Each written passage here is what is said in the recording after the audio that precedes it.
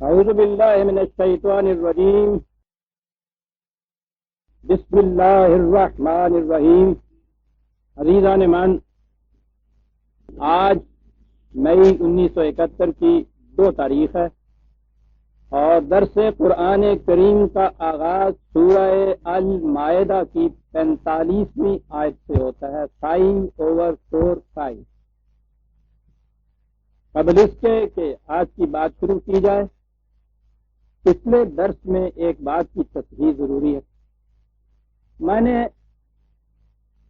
جرائم کی سزا کے سلسلے میں غالباً یہ کہہ دیا تھا کہ قرآن کریم کی روح سے زنا کی سزا 80 درے ہے۔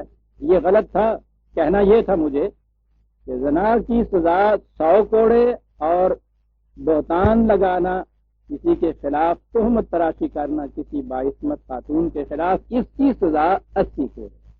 اس کی تصحیح کر لیجئے گا، سورہ نور کی ابتدائی آیتوں میں یہ چیز آئی ہوئی ہے۔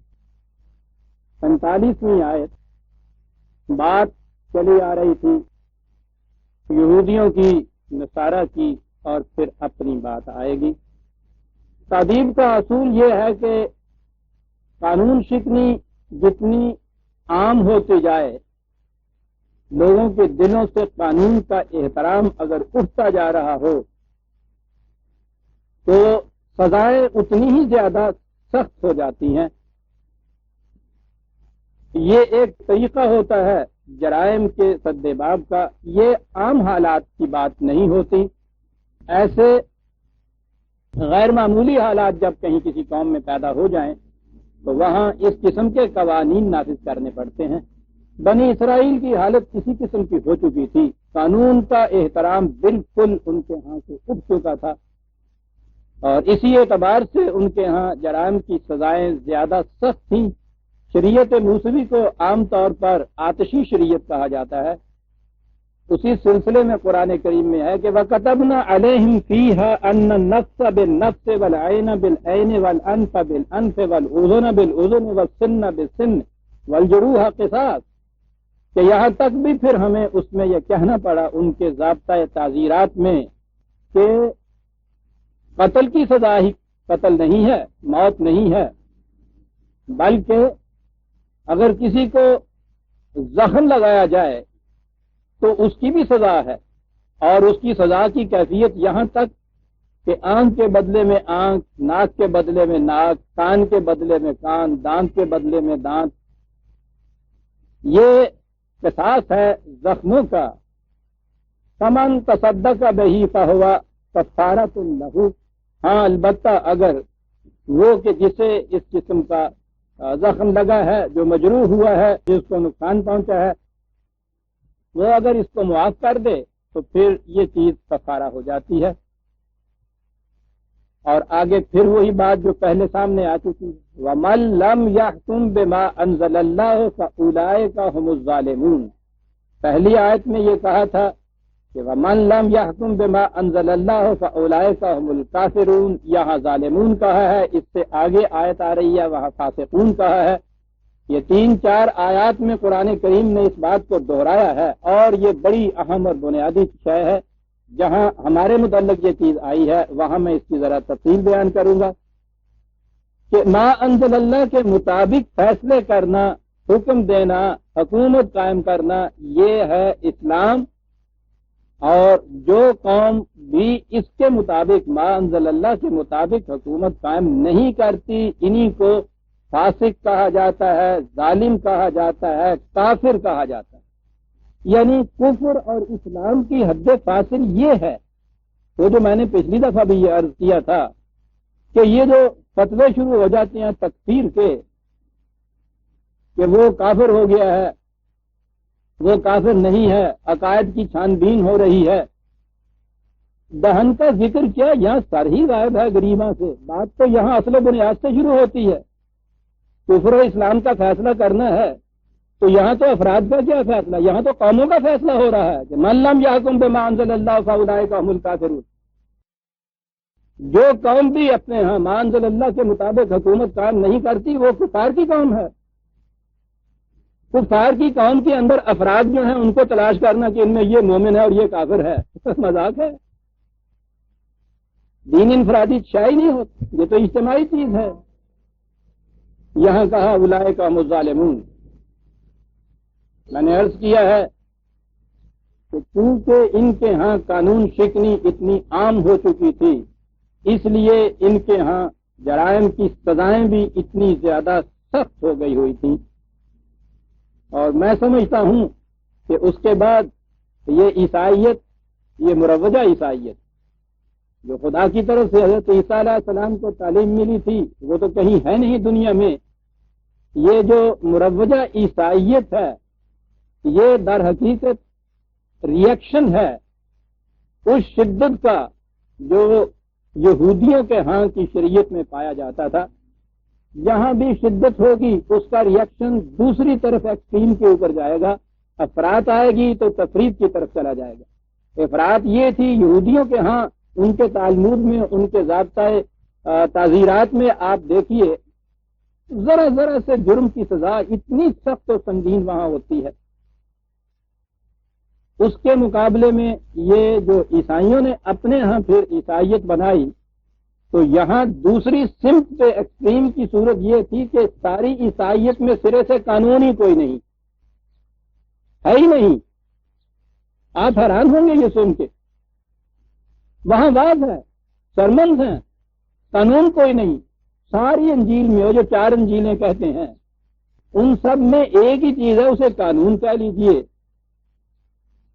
کہ نکاح کے بعد میاں بیوی کی علیحدگی یا طلاق اس صورت میں ہو سکتی ہے کہ زنا کا جرم ثابت ہو جائے، بس اتنی سی چیز ہے ساری اناجیل کے اندر جسے آپ قانون کہہ سکتے ہیں۔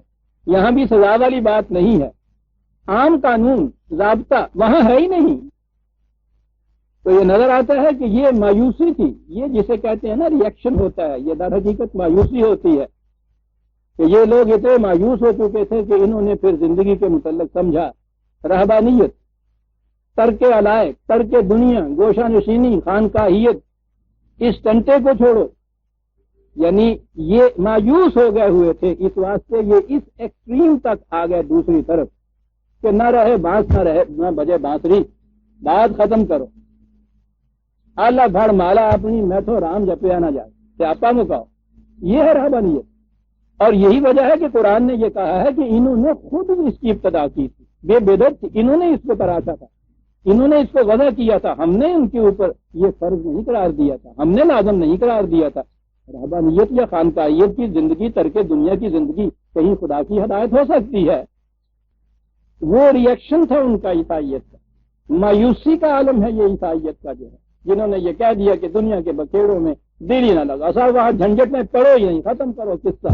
اور اسی کا نتیجہ آج وہ ڈوئلزم ہے کہ جس میں ان کے ہاں مذہب اور سیاست الگ الگ ہوئی، اور وہاں سے یہ سیکولر تصور حکومت عام ہوا، اور یہ پھر ساری دنیا میں اب پھیل گیا آگ کی طرح، اور پھیلنا چاہیے تھا، اس لیے کہ دین تو آج دنیا میں کہیں ہے نہیں۔ دین کے نام لینے والے جو ہیں ان کے ہاں بھی تو مذہب ہے، اور مذہب تو جس طرح سے عیسائیت کا مذہب ان انسانوں کا خود وضع کردہ ہے، اسی طرح ہر مذہب دنیا کا انسانوں کا خود ساختہ ہوتا ہے، وہ مسلمانوں کا مذہب ہو یا ہندوؤں کا یا عیسائیوں کا یا یہودیوں کا، دین تو خدا کی طرف سے عطا کردہ ہوتا ہے، مذہب انسانوں کا خود ساختہ ہوتا ہے۔ اسی لیے مذہب چونکہ انسانیت کے بلند تقاضوں کو پورا نہیں کر سکتا، اس واسطے تصور ہی سیکولرزم کا عام ہو گیا کہ دنیاوی معاملات دنیا داروں کی طرح عقل و فکر کی روح سے، باہمی مصالحت کی روح سے طے کرو۔ یہ نماز، روزہ، حج، زکوٰۃ، خانقاہیت، رہبانیت، جوگیوں کا سب قصہ، یہ سارے قصے جتنے بھی ہیں ان کا دنیا داروں سے کوئی تعلق نہیں، یہ دنیا سے الگ ہوگا۔ یہ ریئیکشن ہوتا ہے، حقیقت میں مایوسی ہوتی ہے، اور سب سے بڑی چیز یہ کہ دین جب اپنی اصلی شکل میں کہیں باقی نہیں رہتا تو پھر انسان اس سطح پہ آ جاتا ہے۔ عیسائیت یہاں پہلے آئی، اور اس کے بعد جیسا میں نے عرض کیا ہے آج ساری دنیا اسی سطح پہ آئی ہوئی ہے۔ جو زبان سے اقرار نہیں بھی کرتے، عملاً وہ بھی اسی سطح کے اوپر ہیں۔ لیکن یہاں بھی قرآن نے کہا کہ ما انزل اللہ کے مطابق اگر حکومت نہیں قائم کی جاتی تو یہ ظلم ہے، یہ فسق ہے، یہ کفر ہے۔ وقفینا علی آثارہ بعیسی ابن مریم مصدقا لما بین یدیہ من التوراۃ وآتیناہ الانجیل فیہ ھدی ونور۔ اور پھر انہی انبیاء سابقہ کے نقش قدم پر ہم نے عیسیٰ ابن مریم کو پیدا کیا۔ وہ تورات میں جو کچھ ہم نے کہا تھا، انبیاء بنی اسرائیل کے صحیفوں میں جو باتیں خدا کی طرف سے آئی تھیں وہ ان کی تصدیق کرتا تھا، یا تصدق کے معنی اگر آپ نے صدقہ کے معنی کسی چیز کو سچ کر کے دکھانا۔ جو باتیں وہاں کہی گئی تھی کہ ایسا کرو گے تو اس کا نتیجہ یہ نکلے گا، ہر نبی جو آتا تھا اصولی اور بنیادی طور پر وہ ایک ہی دین پیش کرتا تھا، اس کی جزیات میں فرق ہو جاتا تھا اپنے اپنے زمانے کے تقاضے کے اعتبار سے۔ اصولی طور پر خدا کی تعلیم شروع سے ایک ہی تھی، آخر تک ایک ہی رہی۔ تو وہ اس اعتبار سے ہر آنے والا رسول اپنے سے پہلے رسل کے دین خالص کی تائید و تصدیق کرتا تھا، اور جو اس میں وعدے کیے گئے تھے کہ اگر اس طرح سے انسانیت چلے تو ان کے نتائج یہ نکلیں گے، وہ اپنی تعلیم اور عملی مثال سے ان وعدوں کو سچ کر دکھاتا تھا۔ جہاں جہاں قرآن نے کہا کہ وہ مصدق ہے، اور خود قرآن کے متعلق کہا کہ یہ بھی پہلی انبیاء کی تعلیم کی مصدق ہے، ہمارے ہاں یہ اس کا ترجمہ عام کر لیا کہ تصدیق کرتا ہے ان کی، اور پھر اس کے بعد کہا کہ صاحب یہ اگر تصدیق کرتا ہے تو یہ موجودہ انجیل، موجودہ تورات، یہ ان کی تصدیق کرتا ہے قرآن، اور ان میں تو بڑا تضاد ہے۔ تصدیق کرتا نہیں ہے، یہ ان کی تصدیق نہیں کرتا کہ جنہیں وہ خود کہتا ہے کہ یہ محرف ہے، اپنی اصلی شکل میں نہیں ہے۔ وہ تصدیق کرتا تھا اس تعلیم کی جو خدا کی طرف سے ان انبیاء کو ملتی تھی، اور جو وعدے وہ قوموں سے کرتے تھے کہ اگر ایسا کرو گے تو اس کا نتیجہ یہ نکلے گا۔ یہ آنے والا رسول انہی وعدوں کو عملاً سچ کر کے دکھاتا تھا۔ مصدقن کا جہاں لفظ آئے گئے اس کے یہ معنی ہوں گے، یاد رکھیے، یہ نہیں کہ جو انجیل، تورات، وید، قرآن لوگوں کے پاس مختلف مذاہب کے پاس ہیں، قرآن ان کی تصدیق کرتا ہے۔ ان میں تو اس قسم کی خرافات بھری ہوئی ہیں کہ انسانیت کی نگاہیں جھک جاتی ہیں۔ قرآن ان کی تصدیق کرے گا کیا؟ وہ خدا کی جو اصلی وحی ملتی تھی انبیاء کو، ان کی تصدیق کرنے کے لیے آتا تھا۔ ابھی آگے بات آتی ہے، فی ہے ہدی و نور۔ آسمانی کتابوں کے متعلق قرآن کریم نے یہ کہا ہے، ہدایت بھی، نور بھی۔ بڑی سمجھنے کی بات ہے یہ، ایک ہدایت ہے اور اس کے ساتھ نور ہے۔ ہدایت تو ہے کسی راستے کا متعین کر دینا، منزل کا متعین کر دینا۔ نور ہے وہ روشنی جس کی روح سے وہ راستہ نظر آ جاتا ہے۔ اگر راستہ تو ہو متعین لیکن رات ہو تاریک تو پھر بھی راستے پہ نہیں انسان چل سکتا، اور اگر روشنی ہو بڑی عام پھیلی ہوئی اور صحرا میں انسان کھڑا ہو جہاں راستے کا کوئی نشان نہ ہو پھر بھی منزل تک نہیں پہنچ سکتا۔ نشانات راہ، منزل کا تعین اور اس کے ساتھ روشنی کی موجودگی۔ یہ قرآن کریم نے جو کہا ہے کہ ہم نے کتاب اور حکمت کو نازل کیا ہے، تو یہی ہیں وہ دو چیزیں۔ کتاب تو وہ قانون ہے، وہ راستے کے نشانات ہیں، وہ منزل کا تعین ہے، اور حکمت وہ دلائل و شواہد ہیں، وہ نتائج و اسمار ہیں جن کے متعلق کہا کہ ان قوانین کے اوپر اگر تم چلو گے تو یہ ہوگا، یعنی ان کے لیے ان کی غرض اور غایت اور حکمت جو ہے، ان کے لیے ڈیوائن افٹ جسے کہتے ہیں، یہ بھی قرآن نے، خدا کی وحی یہ بھی ساتھ دیتی تھی، اور یہ تھے وہ دلائل و شواہد جو عقل و فکر کی روح سے سمجھے جاتے تھے۔ یہ ہے جسے خدا نے نور کہہ کر پکارا ہے کہ خدا کی وحی میں ایک مستبد آمر کی طرح، ڈکٹیٹر کی طرح محض حکم نہیں دیا جاتا تھا کہ تمہیں یہ کرنا ہوگا، وہ اس کے ساتھ سمجھاتا تھا کہ تمہیں یہ کیوں کرنا ہوگا۔ وہ عقل کے چراغ گل نہیں کرتا تھا، ان میں اور روغن ڈالتا تھا کہ عقل کے چراغوں کی روشنی دلائل و شواہد کی روح سے، نتائج کی روح سے یہ تمام چیزیں بیان کر کے اس کے بعد راستے کا تعین منزل کا تعین، یہ دونوں چیزیں خدا کی وحی میں تھیں، اور یہ آج قرآن کے اندر دونوں چیزیں موجود ہیں۔ یہ ہے نور اور ہدن، جسے قرآن نے کہا ہے کہ ہر کتاب میں یہ موجود تھی۔ اور یوں تو عام زبان میں اگر کہا جائے تو آپ دیکھیے کہ یہ قرآن یا اسلام کتنی کشادہ ظرفی اور کشادہ نگہی ہے اس میں۔ عام زبان میں کہتا ہوں کہ دوسرے لوگوں کے مذاہب کی جو کتابیں ہیں ان کی اتنی تعریف کرتا ہے کہ اگر وہ کہتا ہے کہ قرآن میں ہدایت اور نور ہے تو وہ تورات میں بھی یہ بتاتا ہے، انجیل میں بھی یہ بتاتا ہے، اور پھر اس اجمالی طور پہ ہمیں یہ کہتا ہے کہ دنیا کی ہر قوم کو ہم نے اسی قسم کی نور اور ہدایت دیا تھا۔ تو یوں سمجھیے کہ یہ کتنی بڑی کشادہ ظرفی ہے کہ وہ دوسری اقوام کے مذاہب کی کتابوں کے متعلق بھی یہ کچھ کہتا ہے، ان کے انبیاء پر ایمان لانے کا حکم دیتا ہے۔ لیکن قرآن کی روح سے سوال یہ کسی دوسرے مذہب کا نہیں ہے، وہ تو دین ایک ہی ہے، ایک ہی خدا کی طرف سے آتا رہا، مختلف ممالک میں مختلف اقوام کی طرف مختلف انبیاء کی وساطت سے، لیکن وہ دین تو خدا کی طرف سے آتا ہے۔ تو جہاں بھی خدا کی وہی دین کی تصدیق کرتی ہے تو وہ در حقیقت اسی ایک ہی دین کی تصدیق کرتی ہے جو وقتاً فوقتاً خدا کی طرف سے آتا رہا۔ لیکن بہرحال اس میں کشادہ ظرفی تو بڑی ہے نا۔ قرآن تو یہاں تک کہتا ہے کہ تم دوسروں کے معبودان باطل کی شان میں بھی گستاخی کا کوئی لفظ نہ کرو، یہاں تک ٹالریشن سے کہتا ہے۔ یہ اس قوم کی حالت ہے جس کی انٹالرنس کی حالت آپ کے سامنے ہے کہ ذرا سی بات کسی کے مزاج کے خلاف ہو اور اس کا خنجر آپ کے سینے میں پیوست ہوتا ہے۔ اور یہ بات عام بازاری گنڈوں کی نہیں، مذہب کی دنیا میں آپ کے ہاں جس قدر انٹالرنس ہے پوچھو ہی نہیں، کس قدر شدید تعصب آپ کے یہاں پایا جاتا ہے۔ یہ اس قوم کی حالت ہے۔ لیکن میں ابھی عرض کروں گا کہ یہ حالت کیوں ہو گئی ہے۔ دین کی اوپر چلنے والی قوم جو ہے اس میں تو بڑا شرح صدر ہوتا ہے، بڑی کشاد ہوتی ہے اس کے ظرف کی، وہ ذرا ذرا سی بات کے اوپر اس طرح سے بھڑک نہیں اٹھتا، وہ حلیم ہوتا ہے، اس میں بڑی سہار ہوتی ہے، بڑی برداشت ہوتی ہے، کشادہ نگہی ہوتی ہے۔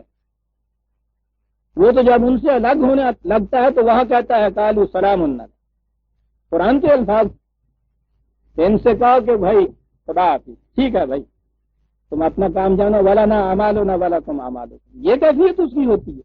بڑی کشادگی چاہیے اس کے لیے، ظرف اور نگاہ کی، اور قرآن یہ پیدا کرتا ہے مومن کے اندر۔ لیکن مذہب نام ہی تنگ نگہی کا ہے، اس لیے کہ جتھا قائم ہی اس صورت میں رہتا ہے کہ آپ دوسروں کے خلاف نفرت پیدا کریں۔ یہ جتھا بازی یا پارٹی بازی کی بنیاد نفرت کے اوپر ہوتی ہے۔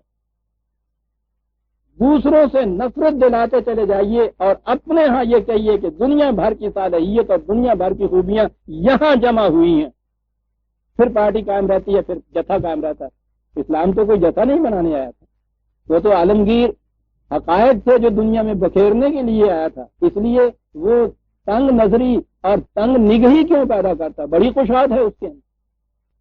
نورا وہدی ومصدقا لما بین یدیہ من التوراۃ وہدی وموعظۃ للمتقین، کتنی بڑی تعریف کر رہا ہے دوسرے مذہب کی کتابوں کی۔ کہا کہ ہم نے ان سے یہ بھی کہا تھا وَلْيَحْكُمْ أَهْلُ الْإِنْجِيلِ بِمَا أَنزَلَ اللَّهُ فِيهِ، اور انہیں بھی یہ کہا تھا جب انجیل نازل کی کہ تم اسی انجیل کے مطابق معاملات کے فیصلے کرو، اسی کے مطابق حکومت قائم کرنا۔ یہیں سے نظر آتا ہے کہ موجودہ انجیل جو ہے یہ وہ انجیل نہیں ہے جو حضرت عیسیٰ علیہ السلام کو ملی، اس لیے کہ یہاں تو کہا گیا ہے کہ انجیل میں دیے گئے قوانین کی روح سے فیصلے کرنا، اور انجیل میں تو قانون ہی کوئی نہیں ہے جو موجودہ انجیل ہے۔ اور یہ تو بات ہی سمجھ میں نہیں آتی کہ خدا کی طرف سے ایک نبی آئے، ایک پیغامبر آئے، وہ ایک حیات اجتماعیہ قائم کرے انسانوں کی، اور وہاں وہ صرف ملا کی طرف آواز کر کے چلا جایا کرے۔ وہ تو ایک نظام ہوتا ہے، وہ ایک تنظیم ہوتی ہے، وہ اس کی روح سے ایک حکومت کی داغ بیل ڈالتا ہے، ایک مملکت قائم کرتا ہے، اس میں وہ اپنے ان قوانین کو نافذ کرتا ہے جو خدا کی طرف سے اسے ملے ہوئے ہوتے ہیں۔ یہی وجہ ہے کہ یہ موجودہ انجیل جو ہے اسے کہا ہی نہیں جا سکتا کہ یہ خدا کی طرف سے دیا ہوا دین ہے، اس لیے کہ اگر وہ یہ ہے تو وَلْيَحْكُمْ أَهْلُ الْإِنْجِيلِ بِمَا أَنزَلَ اللَّهُ فِيهِ، اس میں جو خدا نے نازل کیا تھا اس کے مطابق اپنے معاملات کے فیصلے کرے، تو جیسا میں نے عرض کیا ہے موجودہ انجیل میں تو قانون ہی کوئی نہیں ہے، نو لا۔ میں نے کہا نا کہ ایک ہی چیز ہے جسے آپ لا کہہ سکتے ہیں کہ اس میں میاں بیوی کی علیحدگی یا طلاق کی کے لیے یہ ایک شرط ہے، بس، اور کوئی قانون نہیں ہے۔ تو قرآن اس کی شہادت دیتا ہے کہ یہ انجیل وہ انجیل نہیں ہے، اس میں قوانین تھے اور کہا گیا تھا اہل انجیل کو کہ تم اس کے مطابق اپنے معاملات کے فیصلے کرو، اور اس کے بعد ہے کہ وَمَن لَّمْ يَحْكُم بِمَا أَنزَلَ اللَّهُ فَأُولَٰئِكَ هُمُ الْفَاسِقُونَ، اور ہم نے کہہ دیا تھا کہ یاد رکھو جو بھی اس کے مطابق فیصلے نہیں کریں گے وہ لوگ فاسق ہیں۔ تو اب 3 آیتیں ہمارے سامنے آ گئی۔ فاسق ہیں وہ لوگ، ظالم ہیں وہ لوگ، کافر ہیں وہ لوگ جو ما انزل اللہ کے مطابق حکومت قائم نہیں کرتے، فیصلے اپنے نہیں کرتے۔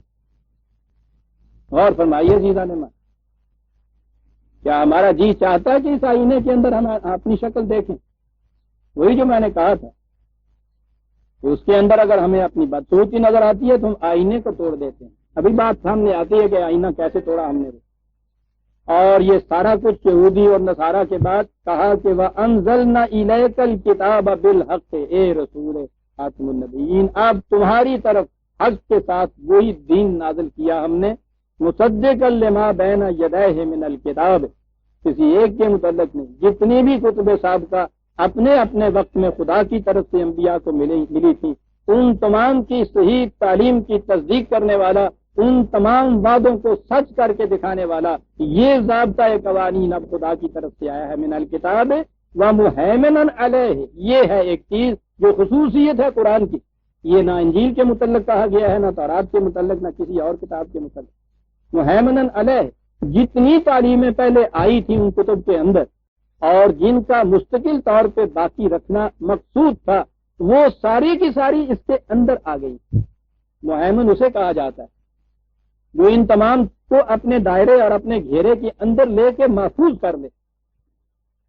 اور فرمایا کہ قرآن کی اب حقیقت کیا ہوئی، خدا کی طرف سے وقتاً فوقتاً جتنی اصولی تعلیم آتی رہی مختلف انبیاء کرام کو، ان تمام کو اس کے اندر جمع کر دی، ان کے علاوہ جن اور اصولوں کے دیے جانے کی ضرورت تھی ان کا اضافہ کر دی، اور یہ کرنے کے بعد کہہ دیا کہ وہ تمت کلمت ربک صدقا وعدلا لا مبدل لکلمات، خدا نے جو تعلیم دینی تھی نوع انسانی کو وہ مکمل بھی ہو گئی، اب اس میں کوئی تبدیلی نہیں ہو سکتی، کوئی تبدیلی پیدا کرنے والا نہیں آئے۔ اور اس کے بعد یہ کہا کہ ہم نے اسے نازل کیا ہوا ان لہو لحافظون، اور ہم ہی اس کے محافظ ہیں۔ مہیمن ہے تمام کتب سابقہ کی سچی تعلیم کا، اتمام ہو گیا ہے اس میں نعمت، غیر متبدل ہے اس کے جو کچھ قرآن میں آیا ہے، اور محفوظ ہے یہ خدا کی طرف۔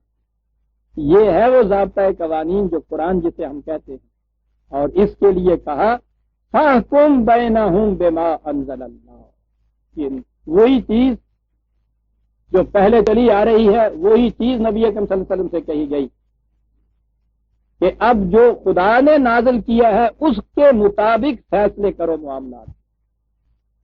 دہرا دیا اسی چیز کو، من لم یحکم کو، کہ جو اس کے مطابق نہیں کرے گا فاسق بھی ہیں، ظالم بھی ہیں، کافر بھی ہیں، ما انزل اللہ کے مطابق فیصلے کیے جائیں گے۔ یہ تھا جو خدا نے کہا۔ اس قسم کی کتاب دے دی۔ پہلی امتوں کے لیے تو مشکل یہ ہو گئی کہ رسول کے چلے جانے کے تھوڑے عرصہ کے بعد وہ کتاب اپنی شکل میں باقی نہیں رہتی، اس لیے وہ ما انزل اللہ کے مطابق فیصلے کر نہیں سکتے تھے کہ ما انزل اللہ ہی باقی نہیں رہتا تھا۔ قرآن کے متعلق تو یہ صورت ہو گئی کہ خدا نے اس کی حفاظت کا ذمہ لے لیا، اب ما انزل اللہ غیر محرف ہو نہیں سکتا ان کے ہاں۔ اور یہ جو خدا کے دین کی بجائے اپنا خود ساختہ مذہب رائج کرنا چاہتے تھے، ان کی راستے میں یہ بڑی رکاوٹ پیدا ہوئی۔ لیکن وہ رکاوٹ ہی کون سی ہے جس کو کہ انسان کی عقل بہانہ ساز دور نہیں کر سکتی۔ معاف رکھیے گا یہاں بات پھر جذبات کی آ جاتی ہے، اور مجھے قرآن کے اگلے الفاظ پیش کر دینے چاہیے تاکہ جب جذبات کی بات آئے تو آپ کو معلوم ہو قرآن کیا کہتا ہے۔ وہ کہتا ہے وَلَا تَتَّبِعْ أَهْوَاءَهُمْ عَمَّا جَاءَكَ مِنَ الْحَقِّ، یاد رکھو حق کے اوپر چلنے کے معاملے میں ایک چیز آئے گی راستے میں، لوگوں کے جذبات ان کی قطعاً پرواہ نہ کریں۔ بڑی چیز ہے جو یہاں کہہ دی، ما انزل اللہ سے ہٹانے کے لیے صرف جذبات ہیں کہ جو پیش کر دیے گئے آپ کے سامنے۔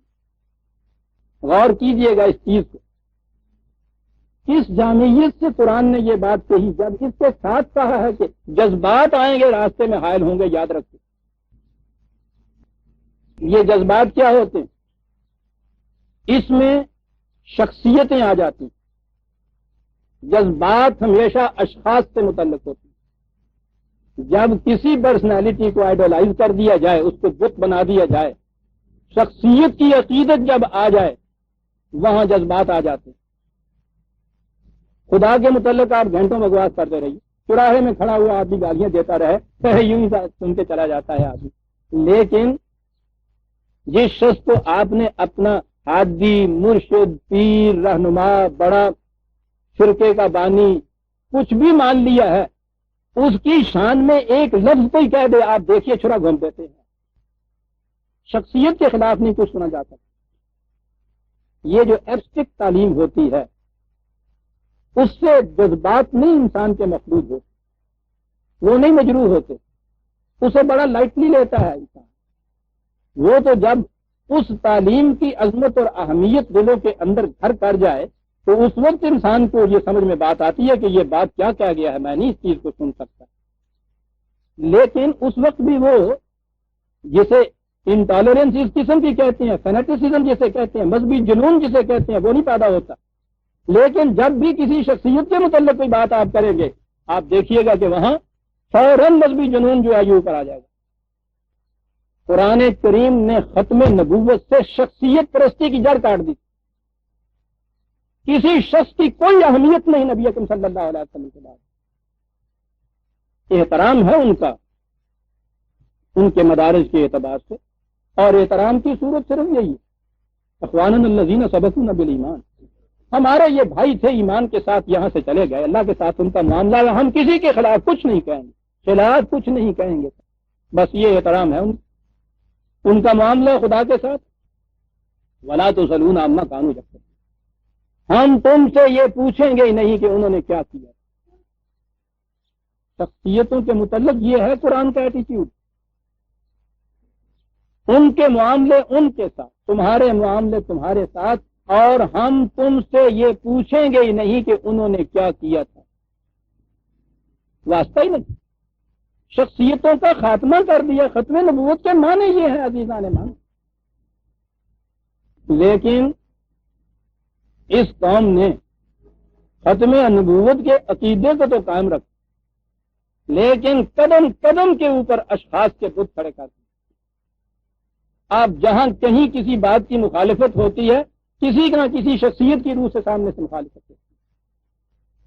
یہ اشخاص پرستیاں پہلے ہی آپ کے ہاں اس شجر اسلام کے جو ٹرنک میں سے دو شاخیں ٹوٹی ہیں، شیعہ اور سنی کی، اشخاص پہ مبنی ہیں۔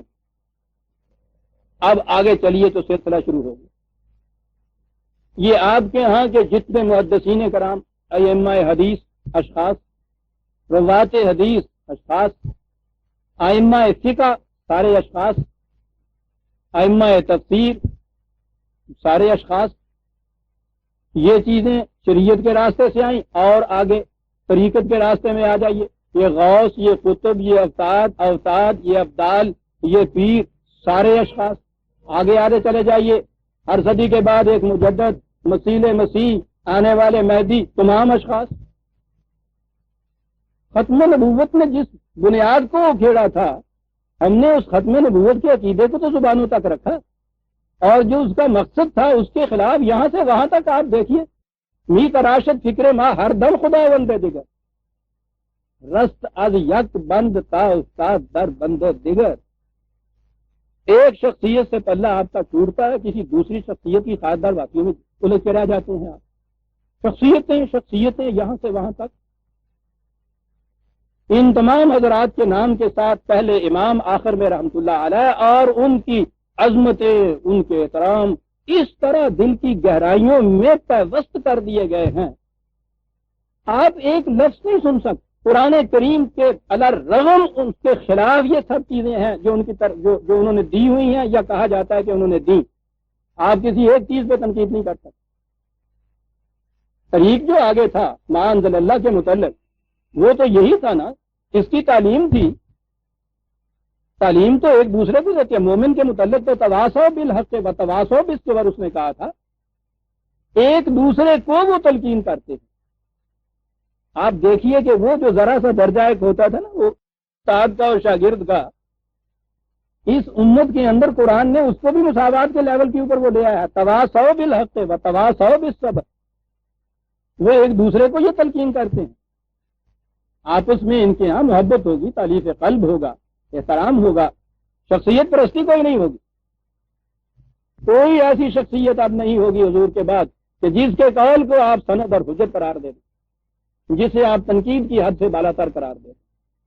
شخصیت پرستی اسے کہتے ہیں عزیزان من، تو اس پہ تنقید نہ کی جا سکتی. نبی کے بعد کوئی ہستی ایسی نہیں ہے کہ جس پہ آپ تنقید نہ کر سکتے. تنقید کے معنی گالی دینا نہیں ہوتا، نقد کے معنی ہوتا ہے پرکھنا کسی چیز کہ جس کے قول کو پرکھا نہ جا سکے. پرکھا کس طرح سے جا سکے؟ ما انزل اللہ، اس لیے کہ من لم یحکم بما انزل اللہ فاولئک هم الکافرون. ما انزل اللہ کے مطابق تو کوئی غیر مسلم آپ سے بات کوئی کرے تو وہ بھی قابل تسلیم ہوگی، اس لیے نہیں کہ وہ اس کی بات ہے، اس لیے کہ ما انزل اللہ کے مطابق ہے. اور اس کے خلاف اگر کوئی بات جاتی ہے آپ کی تو وہ کتنی بڑی سے بڑی کیوں ہستی نہ ہو وہ پھٹکار دینے کے قابل ہے، اس لیے کہ ہم تو ما انزل اللہ کے مطابق چلنے سے مسلم قرار پاتے ہیں، ورنہ اولئک هم الکافرون. شخصیت پرست، یاد رکھیے دین اور مذہب میں یہ بنیادی فرق. دین میں شخصیت پرستی نہیں ہوتی، تمسک ہوتا ہے تعلیم کے ساتھ، اعتصام ہوتا ہے حقائق کے ساتھ، تعلق ہوتا ہے خدا کے ساتھ اسے کہتے ہیں. اور خدا کے ساتھ تعلق بھی کچھ ایسی بات نہیں ہے وہ اندر باطنی کوئی سلسلہ ہو. خدا کے ساتھ تعلق خدا کی کتاب کے ذریعے، یہ کلام اللہ ہے. ہم جب اسے پڑھتے ہیں خدا ہم سے باتیں کر رہا ہوتا ہے، اور اس کے سوا اور کوئی طریقہ نہیں ہے خدا کے ساتھ تعلق. شخصیتیں ختم ہو گئی. ما انزل اللہ کے مطابق آپ نے چلنا ہے. میں نے ابھی عرض کیا تھا کہ وہ ہزار طریقے ہوتے ہیں اس کے لیے. قرآن نے ما انزل اللہ کہا تھا نا، یہودیوں نے یہ بات کی کہ صاحب ما انزل اللہ دو قسم کا ہوتا ہے. چلیے صاحب، ان کی وحی نے تو ما انزل اللہ کہا تھا، خدا نے نازل کیا. انہوں نے کہا کہ یہ ما انزل اللہ اصل میں دو قسم کا ہوتا ہے. ایک تو ہوتا ہے وحی شب کتب، اور ایک ہوتی ہے وحی شب الف. ایک وحی وہ ہوتی ہے جو لکھی جاتی ہے اور پڑھی جاتی ہے، اور ایک وہ ہوتی ہے کہ جو اس طرح لکھی پڑھی نہیں جاتی، وہ روایات میں آتی ہے. ان کے ہاں یہ دو حصے تھے وحی کے. یہ ان کے ہاں بعد میں جب انہوں نے دین کو چھوڑ کے انسانوں کے مذہب کی طرف آنا تھا تو بنیاد رکھی تھی اس کی کہ یہ دوسرا حصہ خود ایسا تجویز کرو جسے ما انزل اللہ کہا جائے، کیونکہ ما انزل اللہ کے مطابق فیصلے کرنے تھے نا.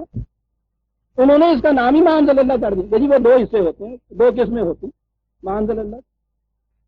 اور وہ جو تورات کا یا ان کے ہاں کے صحف کا ما انزل اللہ تھا وہ تو اتنا سا تھا.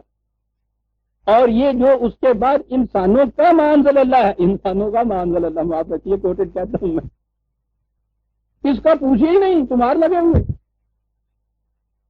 وہ تو سنو بال ہوتا ہے، جو بڑھتا چلا جاتا ہے انسانوں کے خیالات اس میں آمیزش ہوتی چلی جاتی ہے، یہ گولا پھولتا چلا جاتا ہے. ان کے ہاں یہ چیز قرآن نے آ کے اس چیز کو صاف کیا. ما انزل اللہ وہی ہے کہ جو اس قرآن کے اندر ہے اور جس کی حفاظت کا ذمہ ہم نے لیا. انہوں نے کہا کہ کہتے رہیے آپ. یاد رکھیے گا میں نے پھر کہا تھا کہ یہاں جذبات کی دنیا آ جاتی، لیکن قرآن کے الفاظ وَلَا تَتَّبِعْ أَهْوَاءَهُمْ عَمَّا جَاءَكَ مِنَ الْحَقِّ. عزیزان مان، جو شخص قرآن ہاتھ میں لے کے بیٹھتا ہے اس کی بڑی دشواری ہے. وہ کہتا ہے کہ جب حق تیرے سامنے ہو پھر کسی کے جذبات سے پرواہ نہ. حق کیا ہی ہو سکتا ہے، اور اس کے لیے تو سب سے پہلے اسے اپنے جذبات کو ذبح کرنا پڑتا ہے. پھر اس میں اگر میں کی معافی دے دیں تو یہ جو آپ کے سامنے بھی بیٹھا ہے شریف مکہ رہا ہے کئی برس ہے شہر، یہ میر اب جو گدا ہے شراب کھانے کا، ایک عمر گزری اس کی انہی معبودوں کے آستانوں پر جیبا سائی کرتے ہر زمان در آستی دارت خداوند دے دیا، پتہ نہیں کتنے خدا تھے جن کی اس طرح سے پرستش کرتا چلا ہے۔ میں کہا کرتا ہوں کہ شاید ہی ہندوستان میں کوئی ایسا بڑا آستانہ ان مزاروں کا ہوگا جس کی مٹی اس بدبخت پیشانی کے ساتھ نہیں لگی۔ وہ دور جہاں اب اس خدا کے حضور قدم قدم پہ سجدہ رہے تھے کہ اس نے کیا کہا اقبال کہ یہ ایک سجدہ جسے تو گراہ سمجھتا ہے 1000 سجدے سے دیتا ہے آدمی کو نجات۔ اس نے ایک ایسی آستہ بتا دی معانزل اللہ کی کہ اس نے دنیا کے خود ساختہ ان تمام معبودوں کو ایک دم ذبح کر کے گوسالہ استھامری کو جلا کے پیس کے حضرت موسیٰ کے الفاظ میں سمندر میں ڈال دیا تھا کہ اس کا نام و نشان تک باقی نہ رہے۔ قلوب کے اندر جو گوسالے گھسے ہوئے ہوتے ہیں برادران عزیز، وہ تو خون کے ذرے بنے ہوئے ہوتے ہیں انسان کے، ان کو وہاں سے نکالنا بہت مشکل ہے۔ ان کا طریقہ تو وہی جو نبی اکرم صلی اللہ علیہ وسلم وہ ابلیس کے متعلق کہ ہر شخص کا ایک ابلیس ہوتا ہے۔ عظیم چیز ہے عزیزان مان، سچی حدیث ہیرے کی طرح چمکتی ہوئی نظر آ جاتی ہے۔ ہر شخص کا ایک ابلیس۔ پوچھا انہوں نے کہ کیا آپ کا بھی؟ کہا ہاں میرا بھی۔ اف، کہا کہ پھر؟ کہا کہ میں نے اپنے ابلیس کو مسلمان کر دیا۔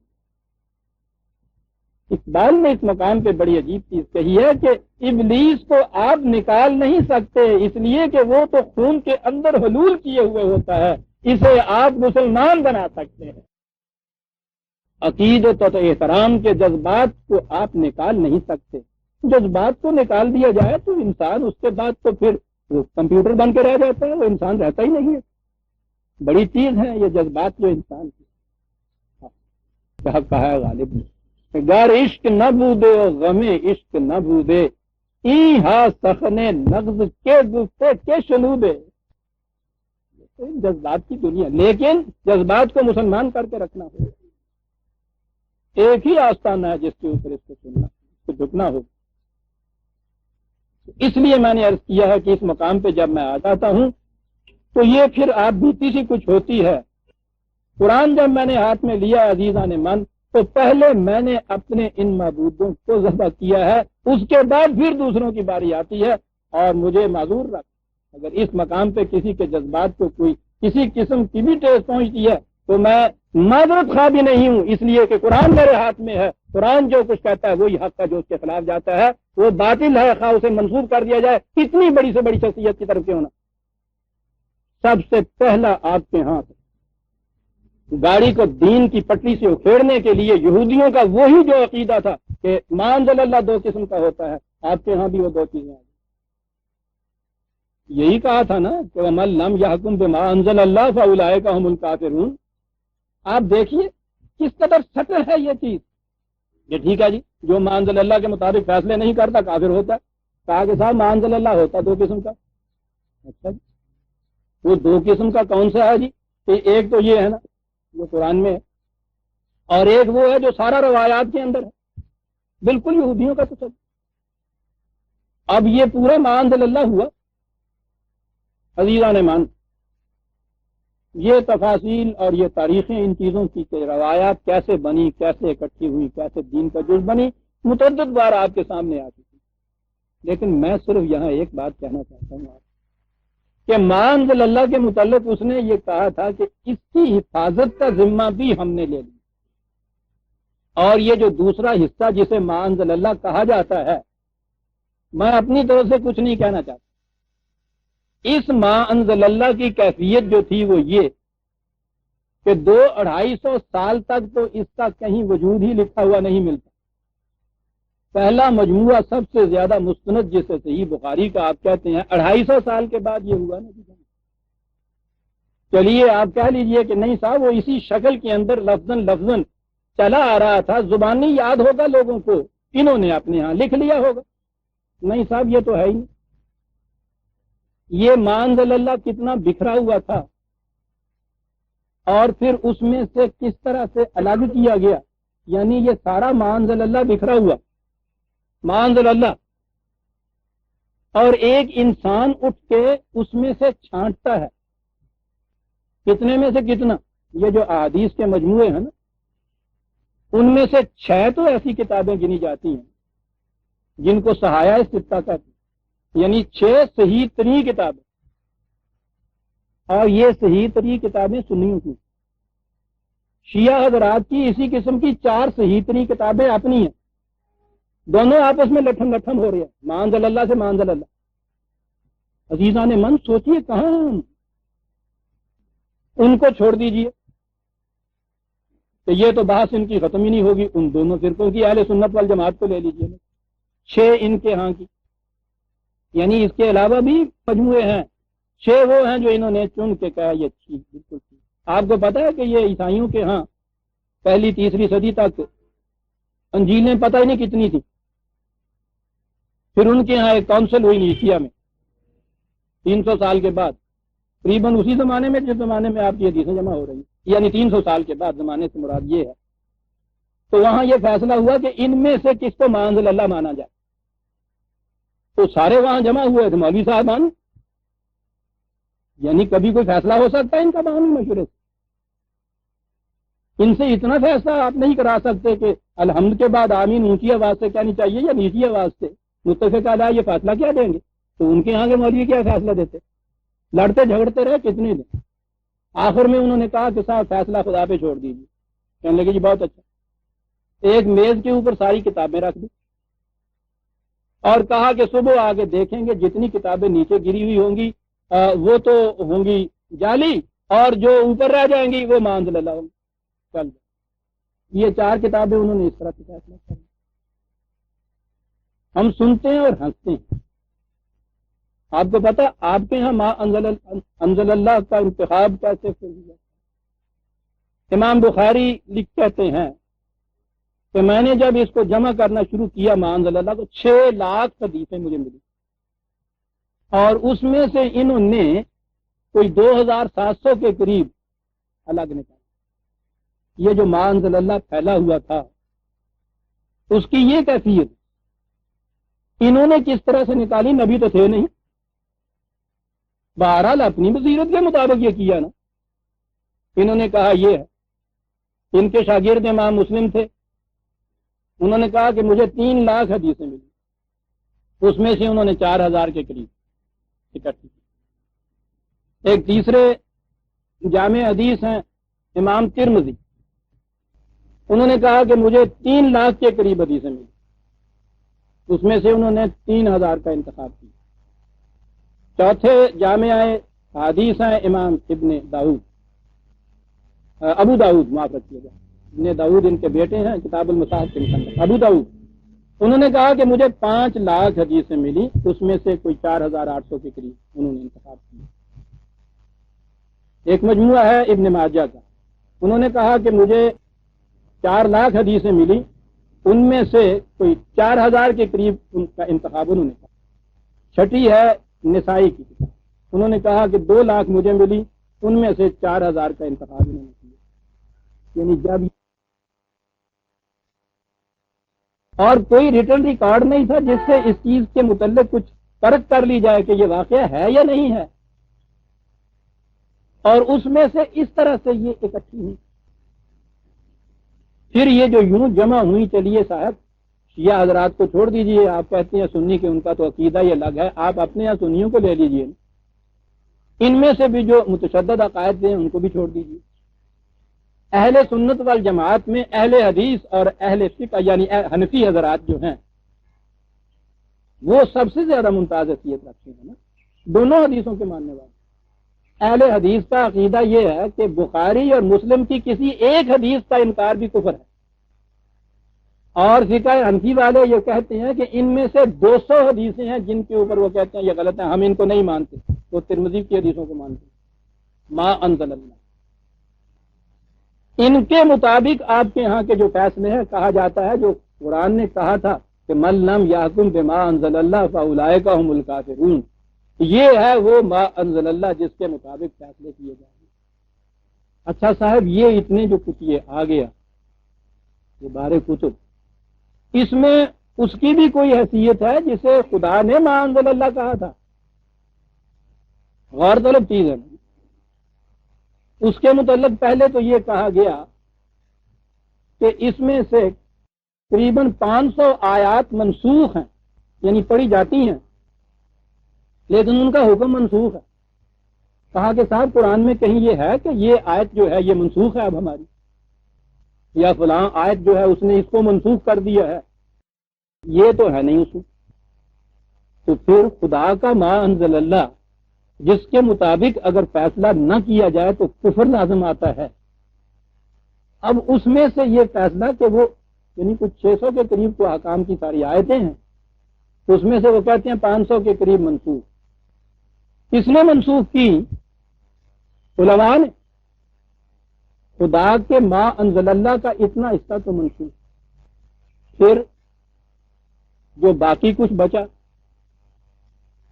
اس کے متعلق عقیدہ یہ کہ اگر تو وہ ان کی جمع کردہ ان روایتوں کے مطابق بیٹھتا ہے تو پھر تو ٹھیک ہے، یعنی اس اعتبار سے وہ ٹھیک ہے کہ تم جانو غیر سے جو تمہیں رسم و راہ ہو، ہم کو بھی پوچھتے رہو تو کیا گناہ ہو، اسے بھی پوچھ لو بھائی، کیونکہ یہ اس کے مطابق پوچھا گیا کہ سرکار اگر ایسی صورت پیدا ہو کہ دونوں میں ٹکراؤ ہو جائے، یہ اس کے مطابق نہ ہو، تو کہا کہ پھر جو روایت ہے وہ ناسخ ہے قرآن کی آیت۔ آگے آگے آپ کے یہاں کی فقہ، ابھی تو آپ روایات میں ہی ہیں، فقہ میں آپ آئیں گے تو ان کے ہاں یہ چیز، ان کے ہاں کا فقہ کا فیصلہ یہ ہے کہ قرآن کی کوئی آیت یا مجموعہ یا حدیث کی کوئی حدیث جو ہمارے امام فقہ کے کسی قول کے خلاف جاتی ہو تو اول تو اس کی ایسی تعویل کرو کہ وہ اس فیصلے کے مطابق ہو جائے، کسی طرح کچھ کرو اس میں ثبوت دو ان کہ اس کے مطابق ہو جائے کسی طرح سے، بھائی نہیں ہوتی پھر تو کہا کہ یہ جو امام کا قول ہے پھر اس کے اوپر عمل ہوگا۔ یہ ما انزل اللہ والے ہیں، پوچھتے ہیں یہ سارے کے ساتھ قرآن اس قوم کے پاس محفوظ شکل میں آخری کتاب خدا کی، اور اس کی حالت یہ ہے کہ اتنے سے معاملے میں بھی ان میں اتفاق نہیں ہو رہا کہ نماز میں ہاتھ کہاں باندھے جائیں، آمین کہاں اونچی کہی جائے نیچی کہی جائے، کوئی بات ایسی نہیں جس پہ یہ متفق ہوں۔ اور قرآن میں یہ کہا ہوا ہے کہ اس کے من جانب اللہ ہونے کی دلیل یہ ہے کہ اس میں اختلاف نہیں، اور اس امت کی کیفیت یہ کہ ایک فرد دوسرے فرد کے ساتھ متفق نہیں، فرقے تو ایک طرف رہے۔ یہ ہوا کیا؟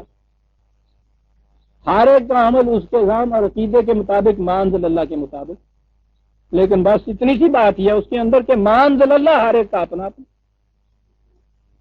یہ تو ابھی وہ ہیں کہ جو بہرحال کسی لکھی پڑی چیز کو سند مانتے ہیں، وہ ما انزل اللہ والے اس سے بھی آگے بڑھے، انہوں نے کہا کہ ہمیں اس ما انزل اللہ کی کوئی پرواہ نہیں، ہم اس کو سند اور حجت ہی نہیں مانتے جو یہ لوگ انسان کہتے ہیں۔ ہم تو روز اللہ میاں سے پوچھاتے ہیں، صاحب روز نہیں ہر رات کو، براہ راست اس سے علم حاصل کرتے ہیں۔ اب اس ما انزل اللہ میں تو کوئی شبہ ہی نہ رہا صاحب، تمہارے ہاں تو پھر بھی کسی واسطے سے آیا ہوگا، اور نہیں تو معاف رکھیے نقل کفر نہ باشد باتیں کہنی پڑتی ہیں۔ قرآن بھی وہ کہتے ہیں کہ رسول اللہ صلی اللہ علیہ وسلم کی معرفت آیا تھا، درمیان میں تو آ گئی نا ایک پڑی۔ ابن عربی کہتے ہیں کہ جس مقام سے رسول خاتم النبیین جا کے لیتے تھے، ہم ہمارے غوث کو تو بختار براہ راست وہیں سے جا کے لے کے آتے ہیں، رسول کا واسطہ بھی درمیان سے پتہ۔ یہ کس کا ما انزل اللہ زیادہ معتبر ہوا جی؟ یہ بھی سارا ما انزل اللہ، اور یہ ابن عربی اس چکر میں ڈال گیا ہے آپ کے ہاں کہ یہ سارا تصوف جو گھوم رہا ہے یہ براہ راست خدا سے علم حاصل کرنے والے سارے اس کے چکر میں پھنسے ہوئے۔ ان میں سے کسی کی کوئی تعلیم لیجئے، کوئی عقیدہ لے لیجئے، کہیں نہ کہیں سے جا کے ابن عربی کے یہاں سے وہ مل جائے گی چیز آپ کو، براہ راست خدا سے لیتے ہیں، چلے ہوئے آپ کے یہاں کے عقیدے، پیر و مرشد وہاں سے لیتے ہیں، غوث و کتب وہاں سے لیتے ہیں، مامور من اللہ وہاں سے لیتے ہیں، مجدد وہاں سے لیتے ہیں، آخر میں آ کے تو مہدی وہ وہاں سے لیتے ہیں، یعنی براہ راست وہاں سے لیتے ہیں۔ معاذ اللہ، دیکھا آپ نے صاحب، ایمان اس پہ موجود کہ من لم یحکم بما انزل اللہ فاولئک هم الکافرون، جو ما انزل اللہ کے مطابق فیصلے نہ کرے وہ کافر ہوتے ہیں، اور انہوں نے کہا ایمان ہے اس کے اوپر ہمارا صاحب، پھر بما انزل اللہ بدل لیا نا جی، یہ ہے جو آپ کے ساتھ ہوا۔ عزیزان مان، ویسے کوئی بھی کچھ نہیں کہہ سکتا ہے، اس عمر میں تو میں باہر یوں بھی کہہ سکتا ہوں، زندگی کا کیا بھروسہ، آپ احباب اس کے شاہد رہیے، یہ قرآن میرے سامنے میں ہوتا ہے، یاد رکھیے گا یہ مسلمان موجودہ اور اس کے بعد آنے والی نسل جب تک اپنے متوارث عقائد جو ان کے ہاں چلے آ رہے ہیں اس طرح سے، اور اس میں ان شخصیتوں کو انہوں نے معبود بنا رکھا ہے جن کی طرف اس ما انزل اللہ کی نسبت کی جاتی ہے، پہلے دور کا ہو یا آخری دور کا، نام کچھ بھی اس کا رکھ لیا جائے، جب تک یہ اس متوارث عقیدوں کے اندر چلے آئیں گے، یاد رکھیے گا یہ کبھی اسلام کے اوپر نہیں آ سکے، اس میں پیوند سازی کا سوال ہی نہیں ہے، اس میں آپ اصلاح نہیں کر سکتے، یہاں جڑ اور بنیاد جو ہے وہ بگڑ چکی ہوئی ہے۔ اب بھی آگے بات آتی ہے، قرآن نے کہا ہو کہ جو تم میں سے پھر اس دین سے پھر جائے گا، پھر تمہاری جگہ خدا ایک اور قوم کو لے کے، اس قوم کی کیفیت پہلی یہ ہوگی کہ شخصیتیں اس کے راستے میں نہیں آئیں، وہ براہ راست ما انزل اللہ کے اوپر آئے گی، اور ما انزل اللہ اس کے نزدیک صرف یہ قرآن کریم ہوگا، خدا کی آخری مکمل غیر متبدل کتاب، اس شان کی کتاب کے ترا کشید و دستخط قلم کشید خدا،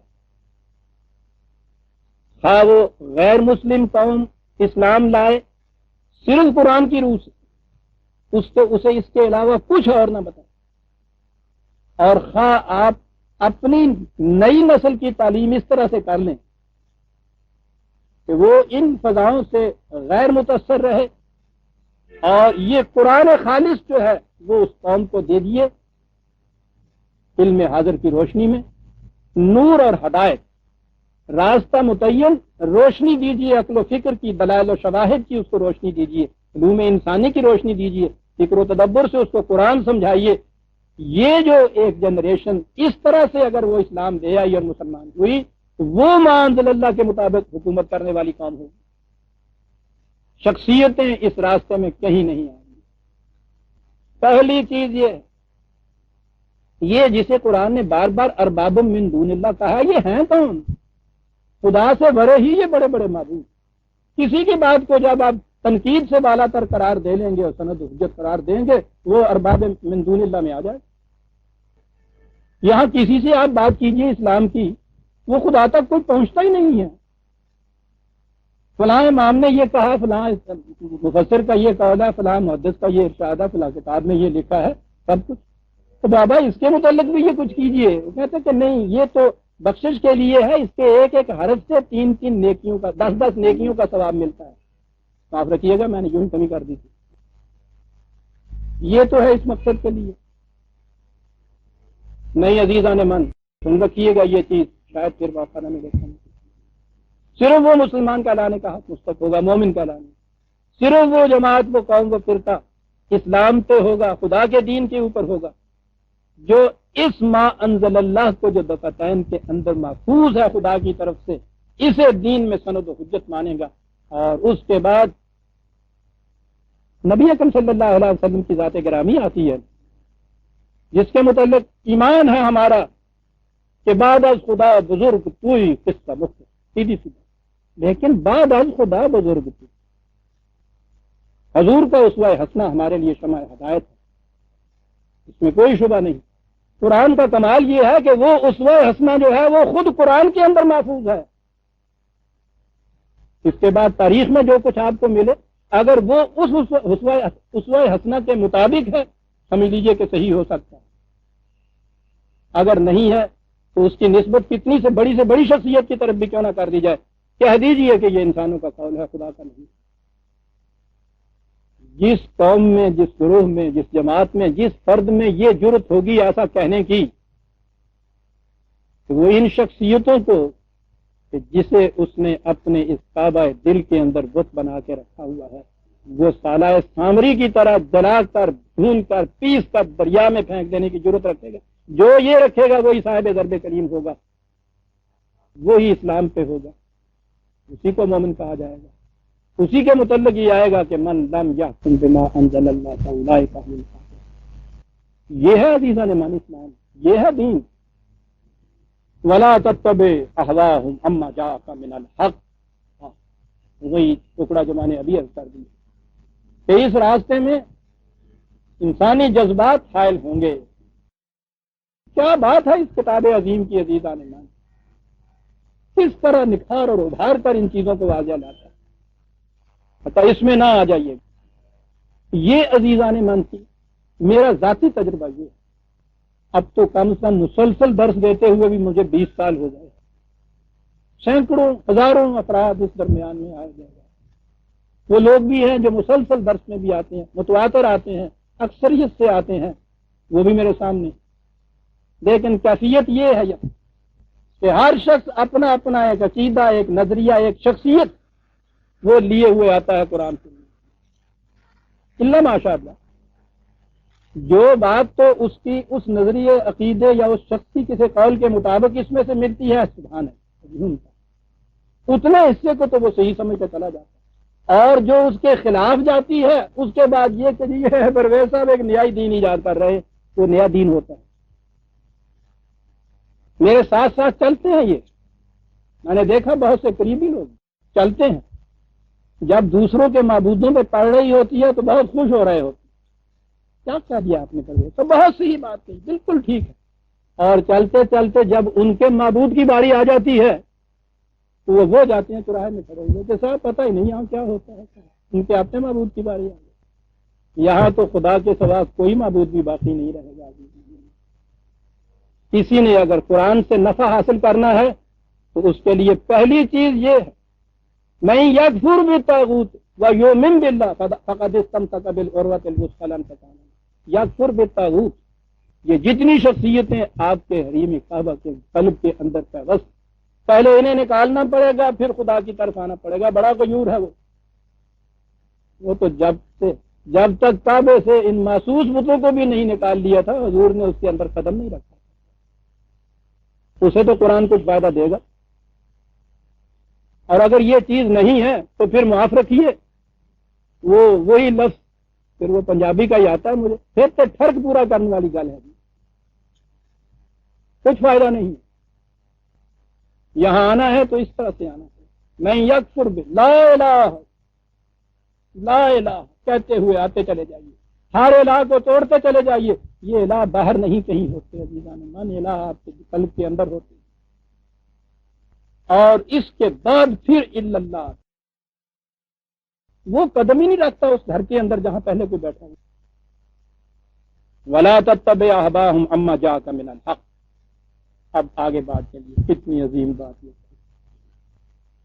لِكُلٍّ جَعَلْنَا مِنْكُمْ شِرْعَةً وَمِنْهَاجًا، اتنا سا ٹکڑا لے کے، میں نے کہا تھا نا کہ قرآن کے زمین ہے کہ یہ بھی طریق بنایا ہوا لوگوں نے، وہ اتنا سا ٹکڑا انہوں نے لیا لا تقربوا الصلاۃ والا، اور اسی پہ کہا کہ قرآن یہ کہتا ہے،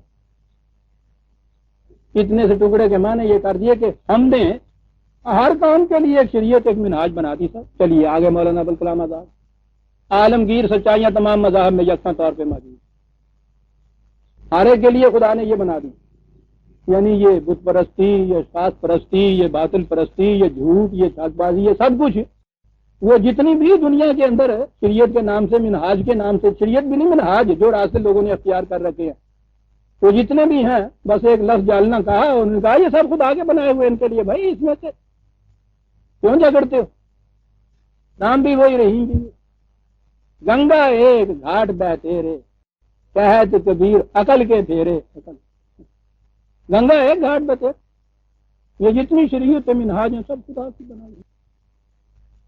غور کیجئے اس کانٹیکسٹ میں یہ آیت آتی ہے کہ من لم یحکم بما انزل اللہ فاولئک هم الکافرون، کہ جو ما انزل اللہ کے مطابق نہیں فیصلہ کرتا وہ کافر ہے، اور اس کے ساتھ یہ کہ ساتھ ہر شریعت ہر راستہ خدا کا بنایا جو جس کے اوپر چلے میاں۔ سانس بھی پورا نہیں ہوا تو قرآن نے بات سمجھائی کہ وہ کیا کہتے ہیں، وَلَوْ شَاءَ اللَّهُ لَجَعَلَكُمْ أُمَّةً وَاحِدَةً، کہا کہ تمہارے دلوں میں یہ خیال پیدا ہوتا ہوگا نہیں کہ جب خدا ہی نے انسانوں کو بنایا، خدا ہی نے اپنی یہ شریعت دی، اپنا یہ دین دیا، تو اس نے انسانوں کو ایسا بنا کیوں دیا کہ وہ سارے ایک ہی شریعت کے اوپر چلتے ہیں، یعنی خدا کی دی ہوئی کہ انسان کو مجبور کیوں نہ پیدا کر دیا، جس طرح کائنات کی دوسری چیزیں مجبور ہیں۔ ہر مخلوق کے لیے اس نے ایک شریعت دے دی۔ بکری کی شریعت یہ ہے کہ وہ گھاس کھاتی ہے، گوشت نہیں کھاتی۔ شیر کی شریعت یہ ہے کہ وہ درندہ ہے، گوشت کھاتا ہے، گھاس کی طرف منہ نہیں کرتا۔ بکری کا بچہ کہیں نہ تعلیم حاصل کرنے جاتا ہے، نہ بکریوں کی طرف کبھی کوئی پیغمبر آتا ہے، وہ مسلسل و متواتر اس راستے پہ چلے جا رہے۔ کہا کہ اگر یہ ہمارے لیے کچھ مشکل نہیں تھا کہ اگر ہماری مشیت میں یہ ہوتا تو انسانوں کو بھی ایسا پیدا کر دیتے، لیکن جاؤ قرآن کے عزیزان ایمان کیا بات کہہ رہے ہیں، وَلَٰكِن لِيَبْلُوَكُمْ فِيمَا آتَاكُمْ، اس سے ہوتا یہ کہ پہلے دور کا بکری کا بچہ جو کچھ تھا، آج بھی بکری کا بچہ جو آتا ہے وہ وہی کچھ ہوتا ہے، اس سے آگے کچھ نہیں ہے۔ پہلے دن جس طرح سے وہ پیدا ہوتا ہے، مرنے دم تک وہ بکری کا بچہ رہتا ہے، وہی خصوصیتیں اس کے اندر ہوتی۔ مجبور جسے پیدا کر دیا جائے اس کی کیفیت یہ ہوتی۔ انسانوں کے اندر ہم نے بڑی مختلف قسم کی صلاحیتیں دی ہیں، اور صلاحیتوں کی نشو و نما اور نمود لیبلوکم، ان کی نمود اور نشو و نما اس طرح سے ہو سکتی تھی کہ انہیں صاحب اختیار بنایا جاتا، تو خود راستے چنو اپنے لیے۔ مجبور تو مشین ہوتا ہے، مشین کی صلاحیتوں کی نشو و نما کا سوال نہیں، لیکن انسان کو تو ایک خلق اخرى قرآن نے کہا، ایک اور عجیب قسم کی مخلوق ہم نے اس کو پیدا کیا ہے، اس کے اندر ممکنات کی ایک دنیا مضمر کر کے رکھا، بڑی لا انتہا پوٹینشیلٹیز اس کے اندر رکھی ہوئی ہے۔ اس کی برومندی کا تو طریقہ ایک ہی ہے کہ قدم قدم کے اوپر 2 پاسبلٹیز اس کے سامنے آئیں، 2 ممکنات آئیں۔ مجبور کے سامنے 2 ممکنات نہیں ہوتی، ایک ہی راستہ ہوتا ہے۔ 2 آئیں اور وہاں کھڑا ہو کے پھر یہ سوچ فیصلہ کرے، غور و فکر کرے، اس کے بعد ایک فیصلہ لے۔ غلط فیصلہ لیا گیا ہے تو واپس لوٹے، تجربہ حاصل کرے، بائی پروسیس آف ایلیمینیشن سی راستوں کے اوپر آئے۔ کتنی صلاحیتیں ہیں جو نشو و نما پاتی چلی جاتی ہیں اس طرح۔ کہا اس لیے ان کو ایسا پیدا کیا ہے ہم نے، اور یہ جو تم دیکھتے ہو کہ مختلف لوگ مختلف راستوں پہ چل رہے ہیں، اس کی وجہ یہ ہے کہ ہم نے انہیں مجبور نہیں پیدا کیا کہ ایک ہی راستے پہ چلتے رہے، انہیں ہم نے کیا یہ ہے وَهَدَيْنَاهُ النَّجْدَيْنِ، پیدا کیا، دونوں راستے اس کے سامنے واضح طور پہ رکھ دیے، اور پھر ہم پیچھے ہیں۔ کہا کہ اب خود سوچو، راستہ تمہارے سامنے، روشنی دے دی گئی ہے، آنکھ تمہاری جو ہے بینا پیدا کر دی گئی ہے، بات سمجھا دی گئی ہے، نہیں سمجھائی تو خود سمجھ لو، زمانے کے حالات پہ مطالعہ کرو، والعصر، تمام تاریخ انسانیت اپنے سامنے رکھو۔ یہ سب کچھ کرنے کے بعد ٹھیک ہے 2 راستے ہیں، ان میں سے ایک پہ چلو۔ وَلَٰكِن لِيَبْلُوَكُمْ فِيمَا آتَاكُمْ، آگے فَاسْتَبِقُوا الْخَيْرَاتِ، چلو اب اس براہ پہ کھڑے جو ہو گئے ہو، وہ جو صحیح راستہ ہے۔ دیکھیے یہ خیرات کا لفظ کیا قرآن عجیب ہے، ویسے تو خیر اور خیرات نیکی بھلائی اس کا ترجمہ کیا جاتا ہے، یہ ترجمہ صحیح نہیں ہے۔ یہ خیرات اور اختیار اس کا تو ایک ہی مادہ ہے، یہ انسانی اختیارات کی وسعتیں ہوتی ہیں اس سے۔ جس قدر زیادہ راستے کے اندر یہ دوراہیں آئیں گے، رکاوٹیں آئیں گی، سنگلاخ وادیاں آئیں گی، نہر کے آگے فالز آئیں گی پتھروں کی، ان سے وہ ٹکرائیں گی، اتنی ہی زیادہ ان کی صلاحیتوں کی نشو و نما ہوتی چلی جائے۔ اختیار کے معنی یہ ہیں کہ چوائس اور انتخاب کا جو مادہ ہے وہ زیادہ وسیع ہوتا چلا جائے انسان کے لیے۔ خیر اس کو کہا ہے قرآن نے۔ پہلی چیز تو اختیار کا جو اندر صلاحیت ہے اس کی وسعت ہونی چاہیے نا، اور پھر اس کے بعد کہ یہ اختیار میں نے استعمال کس طرح سے کرنا ہے یہ دوسری چیز ہے جو اس کو خدا کی ہدایت سے لینا چاہیے۔ فاستبقوا الخیرات الی اللہ مرجعکم جمیعا فینبئکم بما کنتم فیہ تختلفون، اس کا بھی عام ترجمہ یہی ہوتا ہے۔ تو خیر آخر الامر تم نے خدا کے یہاں سب نے جمع ہونا ہے، وہاں وہ تمہیں بتائے گا جن باتوں میں تم اختلاف کرتے تھے۔ ٹھیک ہے، آخرت پہ ہمارا ایمان ہے، وہ ایمان بالآخرت تو وہ بنیاد ہے جس کے اوپر اسلام کی عمارت استوار ہوتی ہے، اس سے انکار کیا ہے؟ لیکن ہر آیت کے معنی تو یہ نہیں ہے۔ بات تو یہ ہے کہ اگر یہ کہا جائے کہ اچھا یہاں تو جتنے اختلاف ہیں کر لو، وہاں قیامت میں تم نے آنا ہے، وہاں یہ بتایا جائے گا کہ کس نے صحیح راستہ، کون سا راستہ صحیح تھا کون سا غلط تھا، وہاں اس کا فائدہ کیا ہوگا؟ وہاں تو جو کچھ یہاں کیا ہوا ہے بویا ہوا ہے وہ کاٹنا ہے۔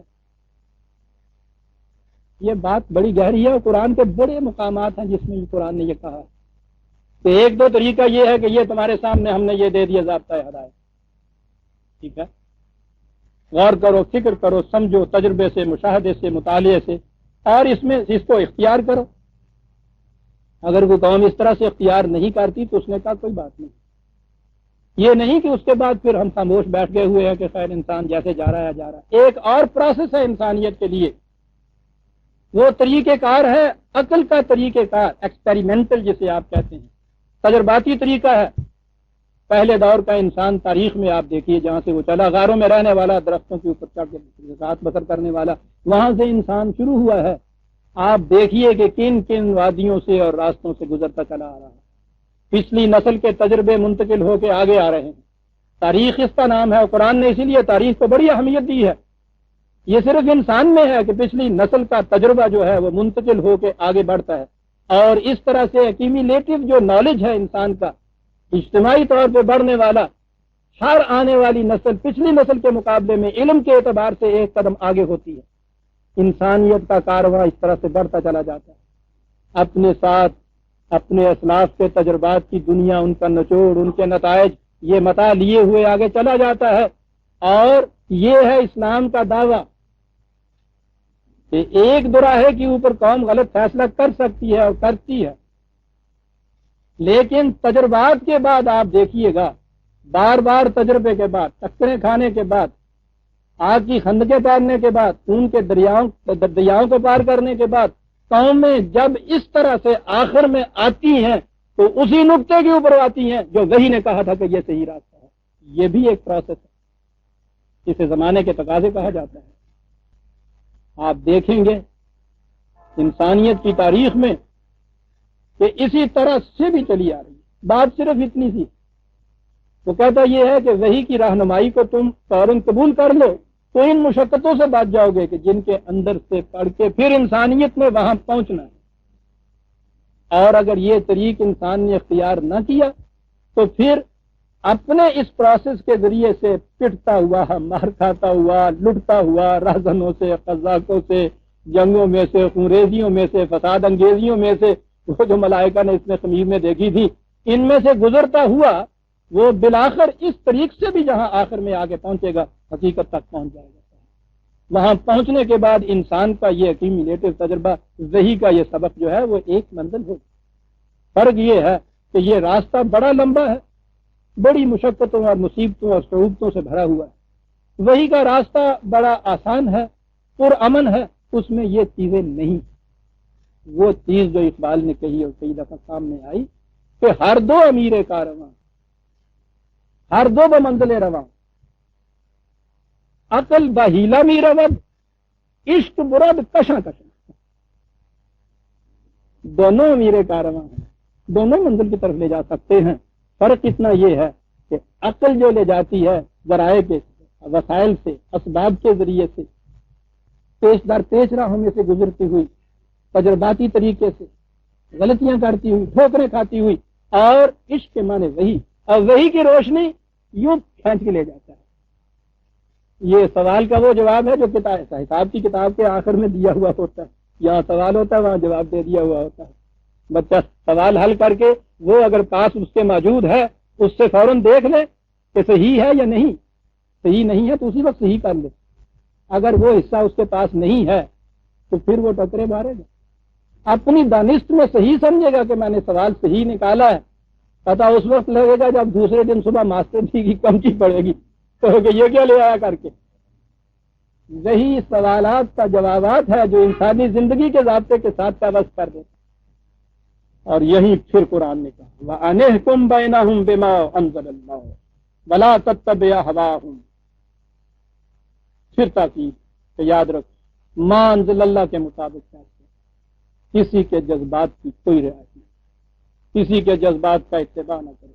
آگے بڑی تاکید ہے ایک چیز سے جہاں آ کے ہم لٹے وَاحْذُرْهُمْ أَن يَفْتِنُوكَ عَن بَعْضِ مَا أَنزَلَ اللَّهُ عَلَيْكَ. بڑے محتاط رہنا اس بات سے کہ یہ جتنی قوتیں باہر پھر رہی ہیں یہ ما انزل اللہ کے کسی نہ کسی حصے سے تمہیں برگلا دیں گی، لے جائیں گی دوسری طرف. اس قسم کے عقائد ڈر آئیں گے تمہارے کہ ہاں صاحب یہ بھی ما انزل اللہ کا ہی دوسرا حصہ ہے جو وحی غیر مکتوب ہے، اسی کے مطابق ہی چلنا چاہیے. یہ صاحب براہ راست خدا سے جو علم حاصل کرنے والے ہیں یہ ما انزل اللہ تو بالکل پیور شکل کے اندر آتا ہے، اس کو بھی لے لو. لازم ما انزل اللہ علیہ. فَإِن تَوَلَّوْا، اب آ گئی ہماری بات. اگر یہ اس سے اعراض برتے، روگردانی کریں، خالص ما انزل اللہ کی بجائے ان چیزوں کو ما انزل اللہ قرار دے کے اس سے پیچھے ہو جائیں، فَعْلَمْ أَنَّمَا يُرِيدُ اللَّهُ أَن يُصِيبَهُم بِبَعْضِ ذُنُوبِهِمْ وَإِنَّ كَثِيرًا مِّنَ النَّاسِ لَخَاطِئُونَ. یاد رکھو ان کے ان جرائم کی سزا مل کے رہے گی. سزا وہ ہوگی جو بنی اسرائیل کے قصے میں بتا دی کہ وَضُرِبَتْ عَلَيْهِمُ الذِّلَّةُ وَالْمَسْكَنَةُ وَبَاءُوا بِغَضَبٍ مِّنَ اللَّهِ. ذلت و مسکنت ان کے پیچھے سائے کی طرح لگے، جہاں جائیں گے ذلیل و خوار ہوں گے. دنیا اقوام عالم میں ان کو کہا تھا فضلنا علی، ہمیں تمہیں افضلیت فضیلت دی اقوام عالم میں. پھر ان کی کیفیت یہ ہوگی، وہ کہا ہے قرآن نے کہ اگر یہ کہیں 4 دن جی سکیں گے تو کسی نہ کسی دوسری قوم کے سہارے سے جی سکیں گے. عزیزان من، یہ بنی اسرائیل کی داستان نہیں، ارے دل یہ تو اپنی داستان معلوم ہے. اگر یہ جی سکیں گے تو کسی نہ کسی قوم دوسری قوم کے سہارے سے جی سکے. اور یہ بدترین زندگی ہے عزیزان من جو بھیک کے ٹکڑے مانگ کے کہیں کچھ نہیں. مومن سے تو یہ کہا گیا تھا کہ تو ہی غالب رہے گا، وانتم الغالب. جسے غالب رہنے کے لیے پیدا کیا تھا اس کی کیفیت یہ ہو کہ بھیک کے ٹکڑے مانگ کے یہ تبھی زندگی بسر سکے. انتہائی ذلت ہے عزیزان. ان یصیبہم ببعض ذنوبہم ان کثیرا من الناس لخاطئون. کہا اب آخری چیز اس قرآن کے آنے کے بعد بھی افا حکم الجاہلیت یبغون، کیا اس کے بعد بھی یہ زمانہ پری اسلامک جو تھا جس میں مذاہب پھر رہے تھے، یہودیت، نصاریت، مجوسیت وغیرہ، کیا یہ بھی وہی کچھ چاہتے ہیں کہ وہی کچھ ہو جائیں؟